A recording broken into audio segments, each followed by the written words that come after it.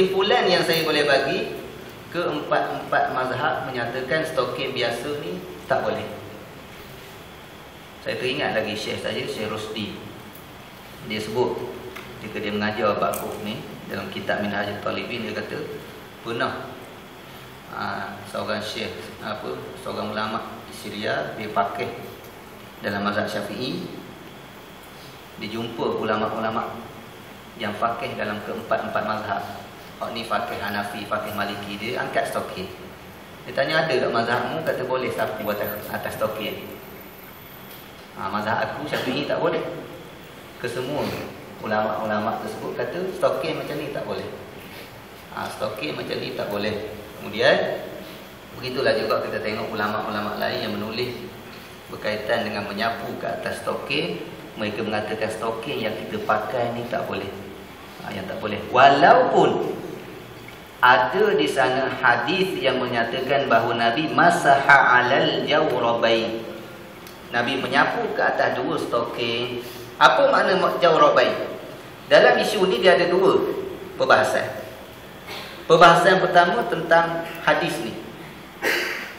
Kalau Salafi, kebanyakan ulama-ulama bla-bla Saudi, dia kata hadis ni sahih, dan stokin ni stokin macam biasa.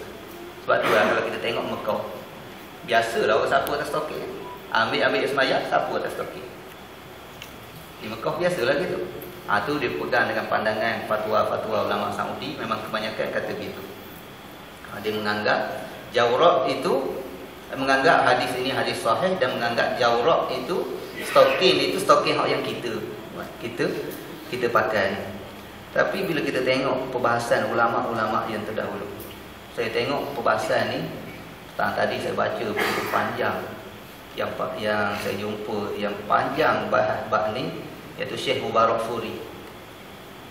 Mubarak Furi ataupun dalam bahasa dia Mubarak Puri. Mubarak Furi seorang ulama yang mensyarahkan Sahih Jami' Tirmizi. Dalam syarah bab stokin ni tuan-tuan, 10 muka surat dia syarah. Hadis berkaitan dengan stokin, 10 muka surat dia syarah. Apa makna stokin, pandangan ulama tentang makna stokin, ahli lughah tentang makna stokin. Dia kata kesimpulan yang saya boleh ambil, hadis berkaitan dengan stokin memang ada kecacatan dari segi sanad dia. Nak kata sahih, nak kata hasan, hak tu tak berapa nak lepas. Itu satu. Kesimpulan yang kedua, kalimah jawrab itu menunjukkan stokin yang tebal, yang ditafsirkan dengan makna khuf. Maksud jawrab zaman Nabi bukan jawrab sekarang. Stokin dulu yang orang boleh buat jalan, bukannya stokin yang sekarang ni sebagai kita pakai pula stokin, lepas tu stokin dah pakai stokin, pakai kasut pula. Stokin dulu hak yang orang pakai tidak pakai kasut, pakai stokin boleh buat jalan gitu je. Tu yang dibahaskan oleh ulama-ulama makna jawrab itu sendiri. Di antaranya Ibnul Arabi, pensyarah kepada Tirmizi juga, dia sebut dia sebut bahawa jawrab itu adalah menutup satu pakaian yang menutup kaki sehingga berkulali, yang diperbuat daripada bulu-bulu binatang tetapi dia dipintal.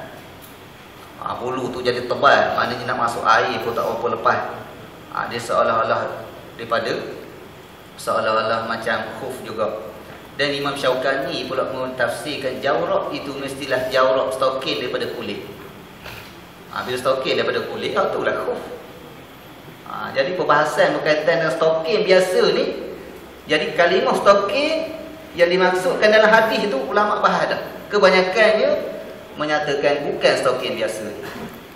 Tapi pandangan Imam Ibn Taymiyah, disebut juga Ibn Taymiyah, dia kata oleh kerana nak memudahkan. Apa tujuan Nabi membenarkan kita sapu khuf? Kerana rukhsah, nak bagi keringanan. Jadi stokin serupalah juga, ringanlah juga kalau kita sapu khuf, sapu stokin. Dan stokin dengan khuf tak ada apa beza, dia kata. Boleh kita kiaskan stokin dengan khuf. Daripada sini dua perkara saya nak sebut. Ini menunjukkan Imam Ibn Taymiyah mengamalkan kias. Dia kiaskan stokin kepada khuf. Satu, Imam Ibn Taymiyah mengamalkan kias. Tapi ulama jawab pula, Ni qiyas tak kena ni. Mana serupa stokin dan khuf. Banyak sangat perbezaan di antara stokin dan khuf. Antara perbezaan dia, air boleh masuk tak boleh masuk. Tu dah beza dah. Banyak perbezaan. Sebab itulah ulama lain menyatakan bahawa dia termasuk daripada masalah kalau kita nak qiyasun ma'al fariq, qiyas yang ada perbezaan. Tak berapa nak lepas kita nak qiyas, nak guna hujah qiyas tak berapa tepat juga mengikut kaedah-kaedah yang sebenar. Sebab itulah ulama dalam mazhab 4 masih mengatakan bahawa stokin yang kita pakai sekarang ini tidak dibolehkan kita guna sebagaimana guna khuf, iaitu sapu di atas stokin. Kemudian di antara hujah ulama yang mazhab yang 4 mengatakan bahawa bila Quran sebut basuh kaki, satu, kita nak tukar daripada basuh kepada suatu keadaan yang lain, mestilah dengan dalil. Mestilah dengan dalil. Basuh kaki tukar dengan sapu khuf, ada dalil. Tapi basuh kaki tukar dengan sapu stokin, dalil dia masih kesamaran lagi. Jadi macam mana kita nak terima? Itu menunjukkan bahawa hujah ulama-ulama mazhab begitu kuat. Dan satu lagi saya nak sebut, bahawa kita nak memahami teks hadis Nabi perlu difahami oleh, perlu kita ambil juga daripada kefahaman ahli bahasa yang faham betul apa makna jawrab di zaman tersebut dengan jawrab di zaman sekarang. Bila sebut jawrab, stokin, bukan stokin zaman Nabi macam mana, kena cek, kena cari pandangan-pandangan ulama yang sempat dengan periwayatan dia, dan kita kena tengok serupa tak serupa dengan stokin kita sekarang. Stokin zaman dulu, stokin zaman sekarang. Bila sebut stokin, bukan kata atas nama stokin sekarang kita boleh kata itulah jawrab yang dimasukkan oleh Nabi. Sebab itulah nak faham hadis Nabi juga kena faham realiti semasa di zaman Nabi tersebut. Apakah yang dinamakan jawrab? Dalam bab tu pun ulama dah bahas panjang lebar. Jadi sahabat-sahabat yang boleh nak bincang masalah tu boleh tengok dalam kitab Tuhfatul Ahwazi, lebih kurang 10 muka surat. Bincang pertama sekali bab sahih tak sahih hadis sapu dua stokin. Bincang bab kedua, apa makna stokin itu. Kita baca situ rasa puas hati.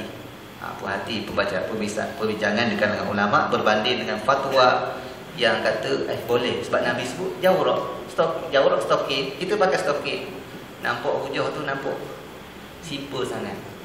Nampak tidak berapa kuat, walaupun dah ada majlis-majlis fatwa Saudi mengeluarkan fatwa yang seumpama tu.